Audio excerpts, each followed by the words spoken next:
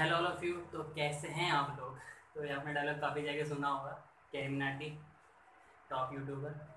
तो आज हम चैप्टर डिस्कस करेंगे, उसका नाम है एडमिशन ऑफ अ पार्टनर। उसमें हमने अभी तक काफ़ी चीज़ें पढ़ ली, इंट्रोडक्शन पढ़ लिया, प्रॉपर्टी रेशियो पढ़ लिया, प्रीमियम फॉर गुडविल हो गया, हिडन गुडविल हो गया, हमारा कवर ये सारे टॉपिक्स कवर हो चुके हैं ऑलरेडी। आप प्लेलिस्ट में जाके देख सकते हैं। तो आज हम इसी चैप्टर में आगे बढ़ते हुए सीखेंगे रिवैल्यूएशन अकाउंट, समझेंगे रिवैल्यूएशन अकाउंट होता क्या है। अच्छा, इसका एक और नाम होता है profit and loss adjustment account.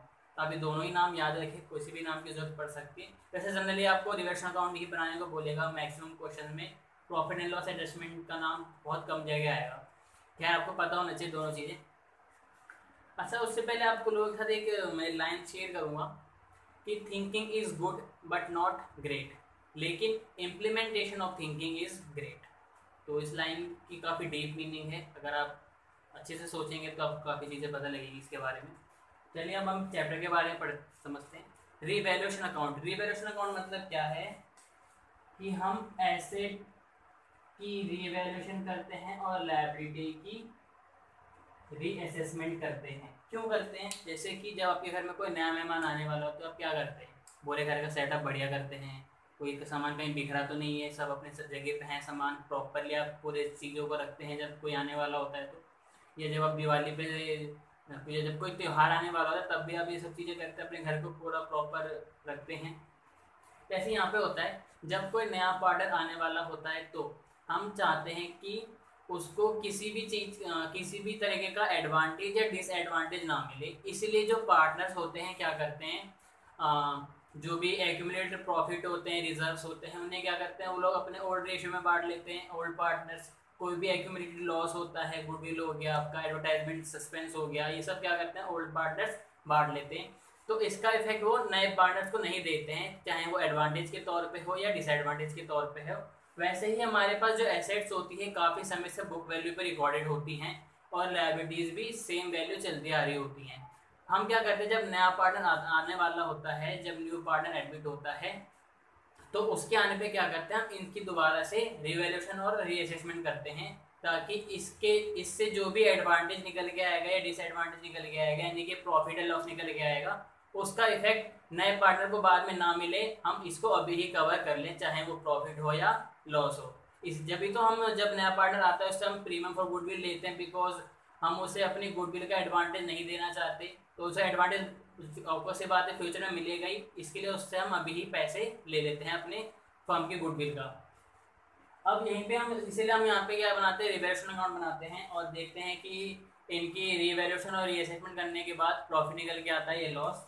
तो इसका और हमें ये चीज़ जैसे कि हमने एसेट की रिवैल्यूएशन करी तो हमें पता लगा हमारे पास एक मशीनरी थी जो कि उसमें जो बुक्स में उसकी वैल्यू है, हमारे बुक्स में उसकी बुक वैल्यू 1 लाख रुपए है, बट अब उसके मार्केट वैल्यू कितनी हो गई, 90,000 हो गई है। तो 10,000 का लॉस निकल के आ रहा है। तो ये हम डिसएडवांटेज नए पार्टनर्स को नए पार्टनर को नहीं देते। कभी एसेट की वैल्यू इंक्रीज भी कर सकती है, डिक्रीज भी कर सकती है, वो हमें चेक करने में पता लगता है। सेम लायबिलिटीज के साथ भी ऐसा ही होता है। तो रिवैल्यूएशन अकाउंट में आता क्या है, क्या वो देख लेते हैं।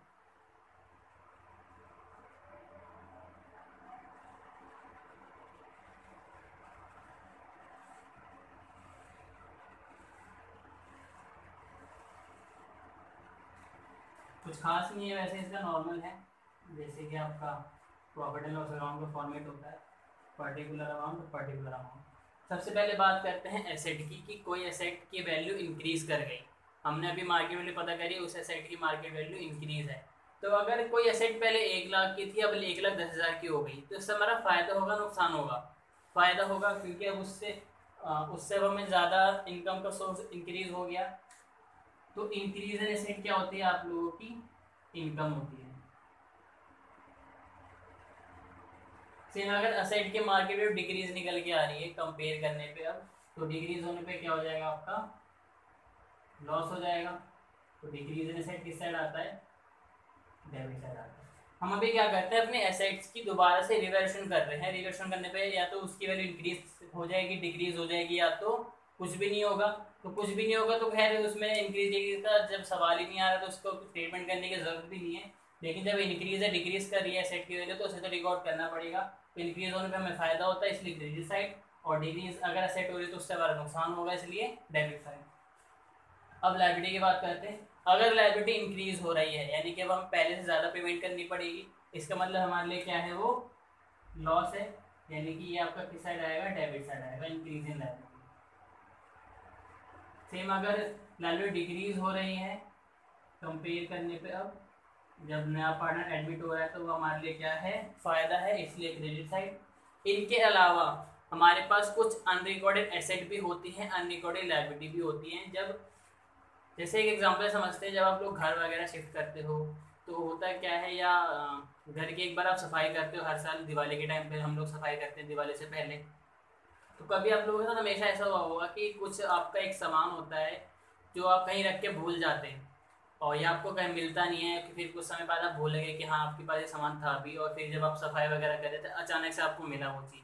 तो वैसे कुछ यहाँ पे भी होता है कि किसी फर्म के साथ बहुत सारी एसेट होती है, बड़ी एसेट्स भी होती है, छोटी एसेट्स भी होती है। बड़ी एसेट तो दिख जाती है तो हम उसे रिकॉर्ड भी करते हैं, हमारे नॉर्मल यूज़ में भी वो हम रेगुलरली उसे यूज़ भी करते हैं, तो रिकॉर्ड करना तो है ही। अब कुछ ऐसे सेट भी होते हैं जो छोटे सेट होती हैं, जिसे हम कभी कभार किसी गलती की वजह से रिकॉर्ड नहीं कर पाते हैं या भूल जाते हैं कि हाँ हमारे पास को एसेट थी।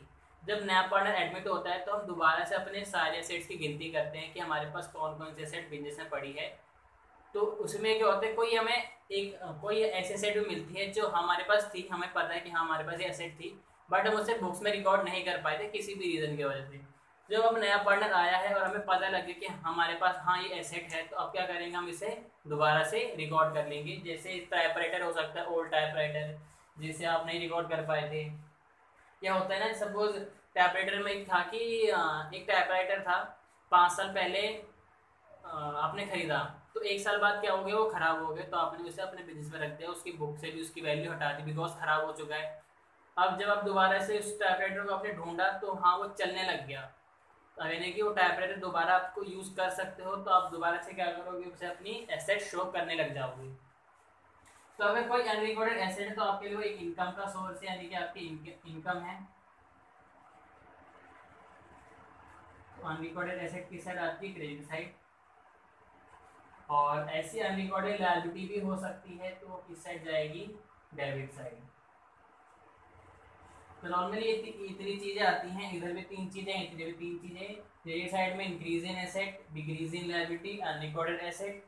डेबिट साइड में decrease in asset, increase in liability और अनरिकॉर्डेड लायबिलिटी।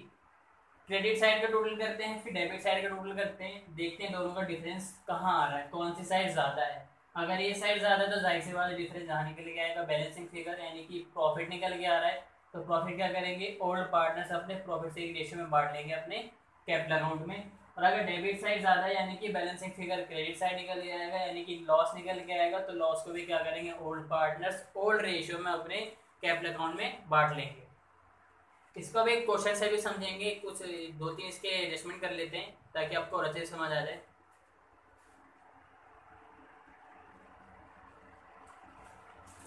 मुझे कुछ पहले एडजस्टमेंट पढ़ता हूँ। पहले एडजस्टमेंट क्या है, A provision for doubtful debts at the rate 10% was made on sundry debtors, और सन्डी डेटर्स की अमाउंट है 50,000, यानी कि आपको एक प्रोविजन फॉर डाउटफुल डेट बनाना है 10% का सन्डी डेटर्स पे, और जो डेटर्स की अमाउंट है वो 50,000, इसके ऊपर 10% का प्रोविजन बनाना है। तो पहले कोई प्रोविजन नहीं था, अब आप नया एक प्रोविजन बना रहे हैं, और प्रोविजन एक लायबिलिटी होती है, यानी कि इसका मतलब क्या है, ये इंक्रीज इन लायबिलिटी है। तो इंक्रीज इन लायबिलिटी आपके लिए एक तरह से लॉस है, तो वो कहाँ पे आएगी, डेबिट साइड आएगी, एक्सपेंस या लॉस जो भी कह लो आप। तो provision for doubtful debts at the rate 10%, तो 50,000 का 10% कितना होगा, 5,000। ठीक है, नेक्स्ट एडजस्टमेंट, क्रेडिटर्स वर रिटर्न बैक ₹5,000, क्रेडिटर्स वर रिटर्न बैक ₹5,000। हमने अपने क्रेडिटर्स की रीअसेसमेंट करी तो पता लगा कि 5,000 क्रेडिटर्स कम हो चुके हैं, यानी कि डिक्रीज इन लायबिलिटी है। तो अगर कोई लायबिलिटी कम हो जाएगी तो हमारे लिए फायदा है, तो किस साइड आएगा, क्रेडिट साइड। तो यहाँ पे आएगा creditors 5,000। Next, building was appreciated by 20%, book value of building 2 lakh. हमारे बुक्स में जो बिल्डिंग की वैल्यू है वो 2 लाख रुपए। और अब हमें पता लग रहा है कि इसकी जो वैल्यू है एप्रिशिएट हो गई है 20% से, यानी कि इंक्रीज इन एसेट है, यानी कि हमें फायदा हो रहा है। तो वो भी किधर आएगा, क्रेडिट साइड, बिल्डिंग के नाम से। तो 20% से अप्रिशिएट करा है, ठीक है, यानी कि 40,000। क्लियर है? बस आपको देखना है इंक्रीज कर रही है एसेट, डिक्रीज कर रही है। क्लियर है? और अगर कोई अनरिकॉर्डेड एसेट है तो वो भी आपका एक तरह से इंक्रीज मान के चलना अनरिकॉर्डेड एसेट को, और अनरिकॉर्डेड लायबिलिटी को भी इंक्रीज मान के चलना आपको। एक अगली एडजस्टमेंट है अनरिकॉर्डेड इन्वेस्टमेंट वर्थ 15,000। एक अनरिकॉर्डेड इन्वेस्टमेंट है आप लोगों के पास 15,000 की, यानी कि एक तरह से फायदा होगा, बिकॉज आप इन्वेस्टमेंट को बेचोगे तो 15,000 मिल जाएंगे आप लोगों को। एक इनकम का सोर्स एक्स्ट्रा आ गया आपके पास 15,000 का, तो वो भी आपका किधर आएगा, क्रेडिट साइड। तो 15,000 ये हो गया। फिर एक एडजस्टमेंट है unrecorded liability towards supplier was ₹3,000। एक अनरिकॉर्डेड लायबिलिटी है सप्लायर के लिए, अब हमें पता लग रहा है, तो वो भी आपका किधर आ जाएगा, डेबिट साइड आएगा, अनरिकॉर्डेड लायबिलिटी 3,000। तो अगर लायबिलिटी इंक्रीज हो रही है तो आपका नुकसान है, और अगर एसेट इंक्रीज हो रही है तो आपका फायदा है। तो अनरिकॉर्डेड एसेट को और अनरिकॉर्डेड लायबिलिटी को आप इंक्रीज के तौर पे लेके चलिए, ठीक है।